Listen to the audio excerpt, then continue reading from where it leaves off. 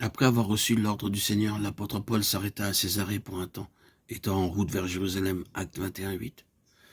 Le prophète Agabus survint alors. Il prit la ceinture de Paul, se lia les pieds et les mains et dit « Voici ce que déclare le Saint-Esprit. L'homme à qui appartient cette ceinture, les Juifs le lieront de la même manière à Jérusalem et le livreront entre les mains des païens. » Acte 21:11. Lorsque les amis de Paul entendirent ces paroles, ils se mirent à pleurer. Ils étaient nés de nouveau, c'étaient de braves gens et des amis intimes de Paul. Mais quand ils entendirent la façon dont Paul allait être traité, ils se mirent à pleurer et le prièrent de ne pas partir. Paul répondit « Que faites-vous en pleurant et en me brisant le cœur? Je suis prêt non seulement à être lié, mais encore à mourir à Jérusalem, pour le nom du Seigneur Jésus. » Acte 21:13. Paul avait clairement entendu l'ordre de Dieu. Il était certain de sa volonté ainsi, quand ses amis le supplièrent avec larmes et essayèrent de l'empêcher de partir, il demeura ferme. Beaucoup d'entre nous ne sont pas aussi forts. Nous autorisons les larmes des autres à nous empêcher de faire la volonté de Dieu.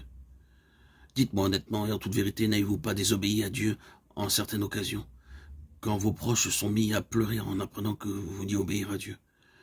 C'est la raison pour laquelle nombreux sont ceux qui n'ont pas donné suite à l'appel de Dieu pour le service. De même, beaucoup ont refusé d'aller quand Dieu leur demandait de se rendre quelque part. D'aucuns ont refusé de se faire baptiser, d'autres n'ont pas abandonné ce que Dieu leur demandait de lâcher.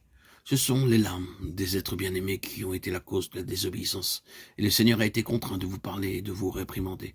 Quel que soit le degré d'amour que vous témoigne telle personne et que vous lui rendez en retour, vous ne pouvez pas aimer quelqu'un davantage que Dieu. La parole de Dieu dit « Celui qui aime son père ou sa mère plus que moi n'est pas digne de moi, et celui qui aime son fils ou sa fille plus que moi n'est pas digne de moi. » Matthieu 10:37.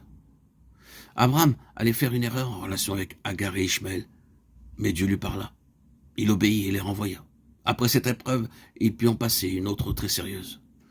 Après ces choses, Dieu mit Abraham à l'épreuve et lui dit « Abraham » et il répondit « Me voici ». Dieu dit « Prends ton fils, ton unique, celui que tu aimes, Isaac, va-t'en au pays de Moria, et là offre-le en holocauste sur l'une des montagnes que je te dirai. » Genèse 22:1-2. Dieu apparaissait là pour la 9e fois à Abraham, de même que ce dernier avait été gouverné précédemment par son affection pour Ishmaël, Genèse 21. Il y avait aussi une tentation pour Sarah à l'égard d'Isaac de ne pas permettre à Abraham de l'offrir. Aussi, Abraham ne révéla-t-il pas à Sarah la demande de Dieu au sujet d'Isaac?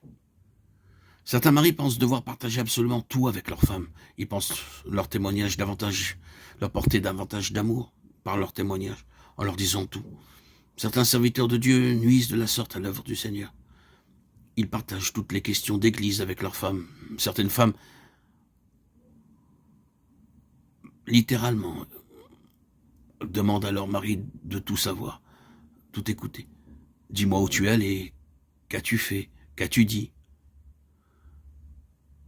Qu'a dit l'ancien à tel moment?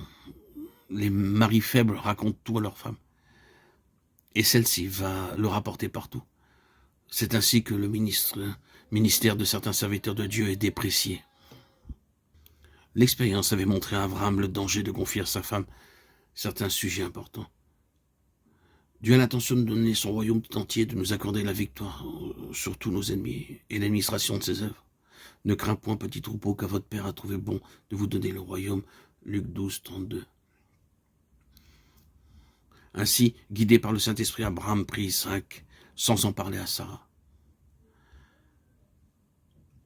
La condition pour obtenir le royaume, c'est lui obéir pleinement, même dans les petites choses. Venez sous son plein gouvernement. Si nous obéissons pleinement à Dieu, si nous donnons ce qu'il nous demande, si nous allons où il nous envoie, et si nous faisons ce qu'il dit sans question, doute ou argumentation, alors il partage avec nous tout ce qu'il a. Ainsi son royaume sera le nôtre et sa gloire la nôtre.